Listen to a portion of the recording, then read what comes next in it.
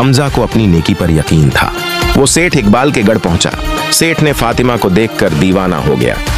हमजा ने सारी बात बताई, लेकिन सेठ कहने लगा, कारोबार में ऐसे नहीं चलता, तुम्हें कुछ न कुछ रखवाना पड़ेगा। पैसे तो मैं दे दूंगा, लेकिन कायदे के मुताबिक तुम्हें कुछ गिरवी रखवाना पड़ेगा। तुम्हारे पास क्या है रखवाने के लिए? हमजा ने कहा, मेरे पास कुछ कीमती नहीं है। सेठ इकबाल ने कहा, ऐसे में मैं तुम्हारी कोई मदद नहीं कर सकता। हमजा का दिल बैठ गया।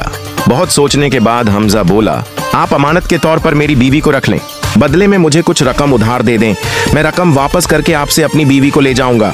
सेठ खुश हो गया और फौरन मान गया। उसकी नजर तो पहले ही उसकी बीवी पर थी।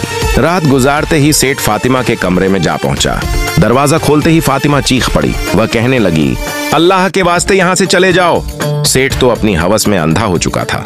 नरम लहजे में कहने लगा, तुम्हारी जैसी खूबसूरत औरत के लिए दुनिया की सारी दौलत कुर्बान।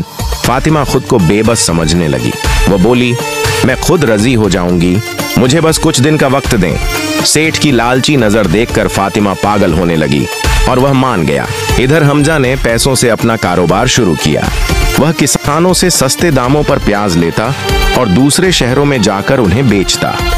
अल्लाह के करम से उसका कारोबार चल पड़ा और उसने काफी रकम इकट्ठा कर ली। अब वह वापस गांव आया तो सेठ इकबाल के पास गया और सारी रकम अदा कर दी। सेठ इकबाल बोलने लगा, तुम्हारी बीवी का तो इंतकाल हो गया 2 हफ्ते पहले। मैंने पूरी कोशिश की, लेकिन नहीं बचा सके। हमजा रोते हुए वहां से चला गया और उसी फकीर बाबा को सब बताया। फकीर बाबा ने कहा, तुम कितने सीधे